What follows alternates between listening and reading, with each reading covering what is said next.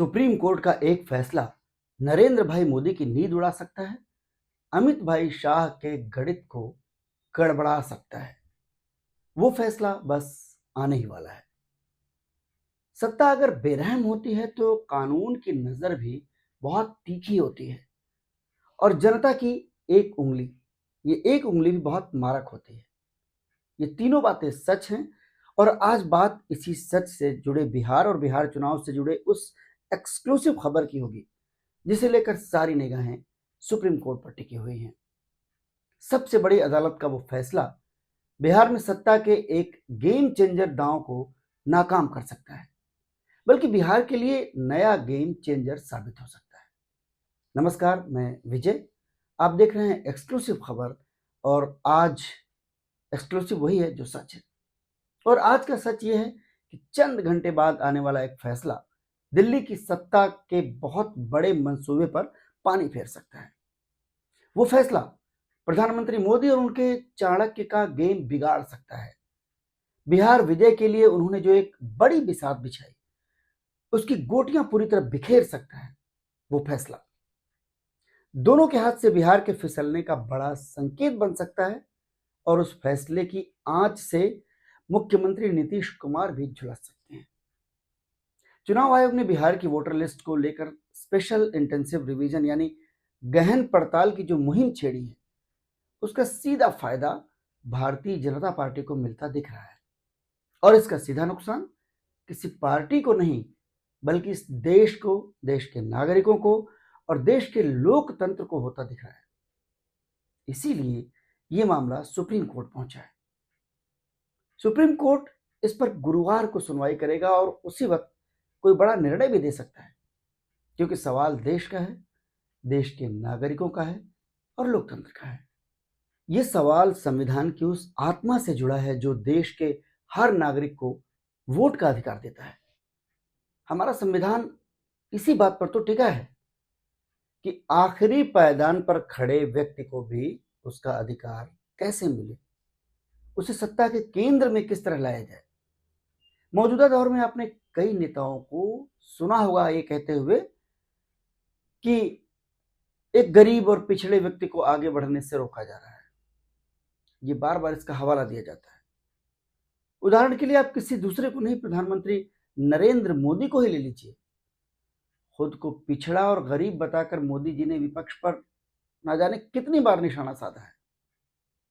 आज वही विपक्ष ये आरोप लगा रहा है कि जब मोदी जी की सत्ता खतरे में आ गई, बिहार की सत्ता हाथ से फिसलती नजर आई, तो प्रधानमंत्री जी खुद ही गरीब और पिछड़ों को उनके सबसे बड़े हक से दूर रखने की साजिश कर रहे हैं। और ये काम वो उसी संवैधानिक संस्था से करवा रहे हैं जिसकी जिम्मेदारी है संविधान की मूल भावना को सुरक्षित रखना, हर गरीब और पिछड़े को उसका हक दिलाना। चुनाव आयोग विपक्ष 11 दलों के सामने चुनाव आयोग ये कबूल भी करता है कि इतने आनन फानन में वोटर लिस्ट की जांच से कम 20% रजिस्टर्ड वोटर बाहर हो जाएंगे। अब जरा देखिए, चुनाव आयोग खुद ऐसा मानता है कि लगभग 20% वोटर लिस्ट से बाहर हो जाएंगे, लेकिन ऐसा मानने के बावजूद अपनी शर्तों पर ही वोटर लिस्ट की जांच का काम जारी रखना शायद किसी भी लोकतंत्र की सबसे बड़ी चौंकाने वाली घटना है। या शायद भारत में नरेंद्र मोदी की सत्ता के तौर तरीकों में लोग अब इस पर हैरान ना होते हों। शायद ये भी मोदी जी के न्यू इंडिया का न्यू नॉर्मल हो। लेकिन इंडिया गठबंधन मानता है कि बिहार में वोटर लिस्ट की सघन जांच का फैसला पूरी तरह प्रधानमंत्री मोदी और गृह मंत्री अमित शाह के इशारे पर लिया गया। इसीलिए विपक्ष और कुछ सामाजिक संगठनों ने संविधान के सबसे बड़े संरक्षक सुप्रीम कोर्ट का दरवाजा खटखटाया है। वक्त बहुत कम है, इसलिए सोमवार को ही इस मामले को अर्जेंटली फौरन सुनने की गुहार लगाई गई। कानून और संविधान के बड़े जानकार कपिल सिब्बल ने तो इसे लाखों मतदाताओं, खासकर गरीबों और महिलाओं के अधिकारों पर खतरा बताया। सिब्बल साहब विपक्ष की ओर से इस मामले की सुप्रीम कोर्ट में पैरवी कर रहे हैं। उनके साथ ही जाने माने कानूनविद अभिषेक मनु सिंघवी, शादाब फरासत और गोपाल शंकर नारायणन जैसे दिग्गज वकील भी चुनाव आयोग के इस कदम के खिलाफ सुप्रीम कोर्ट में हैं। सुप्रीम कोर्ट ने भी इस मामले को 72 घंटे बाद गुरुवार की तारीख दे दी। तब से ही नरेंद्र मोदी और अमित शाह की सांसें अटकी हुई हैं कि गुरुवार को क्या होगा। अगर सुप्रीम कोर्ट चुनाव आयोग की इस जांच पर रोक लगा देता है या फिर उसकी सख्त शर्तों को ही हटा देता है, जिनकी वजह से करीब 20% मतदाताओं का नाम कटने की आशंका है। सुप्रीम कोर्ट अगर उन दस्तावेजों को इस जांच में शामिल करने का आदेश दे देता है जो आसानी से हर एक के पास उपलब्ध होती हैं, तो ये भी मोदी सत्ता की चाल के लिए बड़ा झटका साबित होगा। जिस आधार कार्ड के सहारे मोदी सरकार देश के खजाने से करोड़ों अरबों रुपए लाभार्थियों को बांट देती है, वो आधार कार्ड चुनाव आयोग ने इस जांच में शामिल ही नहीं किया है। जिस मनरेगा जॉब कार्ड के जरिए दूर दराज गांवों में हाशिए पर जो व्यक्ति पड़ा है उसे भी काम करने का हक मिलता है और उसे पैसा मिलता है, उस मनरेगा कार्ड को भी मुख्य चुनाव आयुक्त ज्ञानेश कुमार ने दस्तावेजों से बाहर कर रखा है। इसीलिए कपिल सिब्बल ये दलील देते हैं कि ये लाखों मतदाताओं का सवाल है। अगर इस पर कार्रवाई तुरंत नहीं हुई और तुरंत इन शर्तों पर रोक नहीं लगाई गई तो इसका सबसे ज्यादा असर कमजोर वर्गों पर पड़ेगा। सुप्रीम कोर्ट में राजद सांसद मनोज झा, योगेंद्र यादव, लोकसभा सांसद महुआ मोइत्रा ने अर्जी लगाई है। इस मसले को सुप्रीम कोर्ट ले जाने वालों में 2 महत्वपूर्ण संगठन भी शामिल हैं। एक है एडीआर यानी एसोसिएशन फॉर डेमोक्रेटिक रिफॉर्म्स और दूसरा है people's union for civil liberties, जिसे हम शॉर्ट में पीयूसीएल कहते हैं। दोनों ही संगठन नागरिक अधिकारों की लड़ाई लड़ते हैं। जन्म प्रमाण पत्र पेश करने की जो अनिवार्यता चुनाव आयोग ने रखी है वो खास तौर से बिहार जैसे राज्य के लिए करीब करीब असंभव सी बात लगती है। तेजस्वी यादव तो इसे लेकर सरकारी रिपोर्ट ही मीडिया के सामने रख चुके हैं।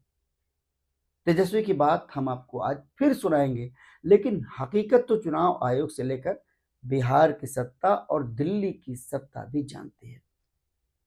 गरीब और पिछड़ी जातियों को छोड़िए, ब्राह्मण, ठाकुर, भूमिहार जैसी ऊंची सवर्ण जातियां और मुजफ्फरपुर या बेगूसराय जैसे शहरी इलाके के लोगों की भी शिकायत है कि भाई 35-40 साल पुराना जन्म प्रमाण पत्र कहां से लाएं, 10वीं का सर्टिफिकेट अब कहां से लाएं, जब वहां तक पढ़ाई ही नहीं की वो कहां से लाएं। बिहार के गांवों में बाढ़ और बारिश से जो बर्बादी और तबाही होती है उसका आलम यह है कि वहां की खबरें अक्सर अंतर्राष्ट्रीय मंचों पर चली जाती हैं। चुनाव आयोग की इस मुहिम का वक्त भी देखिए, ये घोर मानसून का ही वक्त है और चुनाव की अधिसूचना 100 दिन बाद कभी भी आ सकती है। ऐसे में सरकार के आंकड़ों के साथ तेजस्वी ने जो कहा वो बहुत कुछ साफ कर देगा। आप भी सुन लीजिए, क्योंकि गुरुवार को ये सच सुप्रीम कोर्ट के माननीय जजों को दिखाया जा सकता है। अब आइए जन्म प्रमाण पत्र, एक इंटरेस्टिंग डेटा हम देते हैं। ये भारत सरकार का NFH 3 का सर्वे है के अनुसार 2001 से 25 में जन्मे बच्चों में केवल 2.8% के पास जन्म प्रमाण पत्र था। ये अभी का है, उनसे पहले हमारे माता पिता का तो छोड़ दीजिए कितना परसेंट होगा कि नहीं होगा। ये तो 2001 से 25 का भारत सरकार का आंकड़ा है, जो 2001 के बाद जो जन्मे अभी 25 तक का मात्र केवल 2.8% है बर्थ सर्टिफिकेट। तो आप बिहारी का बता रहे हैं, ये बिहार का ही डेटा हम दे रहे हैं स्पेसिफिकली। मैट्रिक प्रमाण पत्र का देखिए NFS 2 के अनुसार आज 40 से 60 वर्ष के पुरुषों में से केवल 10 से 13% ने हाई स्कूल की पढ़ाई पूरी की है। और जो हाई स्कूल का पढ़ाई अगर पूरी नहीं किया उसका क्या, वो कहाँ से लाएगा, क्या देगा। अब जातीय प्रमाण पत्र पे आइए। इंडिया ह्यूमन डेवलपमेंट सर्वे 2011-12 का के अनुसार अनुसूचित जातियों के लगभग 20% और अन्य पिछड़ा वर्ग लगभग 25% लोगों के पास जातीय प्रमाण पत्र था। उच्च जातियों में तो ये अनुपात और भी कम होगा, इसलिए औसतन 20% से भी कम परिवारों के पास ये प्रमाण पत्र उपलब्ध है। 20% से भी कम। कहाँ से बाकी का लोग लाएगा? अपने ही देश में कैसे हम लोग साबित कर पाएंगे? डॉक्यूमेंट नहीं है। और 73% लोग बाढ़ से हमारा क्षेत्र जो है प्रभावित रहता है। ये 25 दिन में कैसे होगा? जो पिछले बार आखिरी बार हुआ था तो 2 वर्ष लग गए थे। भारत सरकार के आंकड़ों को दिखाते हुए बिहार का जो सच तेजस्वी यादव ने 28 जून को मीडिया के सामने रखा, वह पूरे बिहार में जमीन पर दिखाई दे रहा है।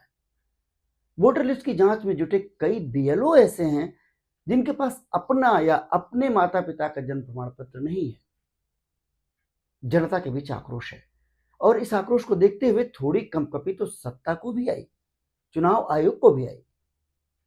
बिहार में एक राष्ट्रीय अखबार में 2 दिन पहले एक विज्ञापन पहले पन्ने पर फुल पेज छपाया गया। बिहार में चुनाव की जिम्मेदारी संभालने वाले सीईओ के मुताबिक सिर्फ फॉर्म भरकर जमा करने की बात उसमें लिखी गई। कोई दस्तावेज नहीं है तो कोई बात नहीं। कांग्रेस अध्यक्ष मल्लिकार्जुन खड़गे ने सोशल मीडिया एक्स पर उसे पोस्ट भी किया।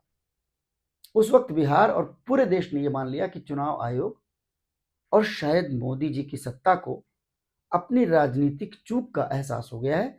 और जिस तरह नोटबंदी की घोषणा के बाद रिजर्व बैंक ऑफ इंडिया ने नियमों में करीब 60 बार बदलाव किए। जीएसटी लागू होने के बाद अब तक जीएसटी परिषद ने सैकड़ों संशोधन किए। उसी तरह वोटर लिस्ट की जांच के नियमों में भी अब संशोधन होगा। लेकिन दिन बीतने से भी पहले चुनाव आयोग की तरफ से साफ कर दिया गया कि विज्ञापन का कोई मायने नहीं है, नियम वैसे ही रहेंगे जैसे 24 जून के नोटिफिकेशन में बताए गए। इसके साथ ही कई सारी दलीलें दी गई। वोटर्स के हितों की रक्षा सुनिश्चित करने वाले चुनाव आयोग का रुख भला ऐसा अड़ियल कैसे हो सकता है? इसके जो मतलब हैं वो आप समझ सकते हैं कि असल में अड़ा कौन होगा। अब इसका फैसला सुप्रीम कोर्ट करेगा कि वोटर्स के हक और हितों की रक्षा कैसे की जाए।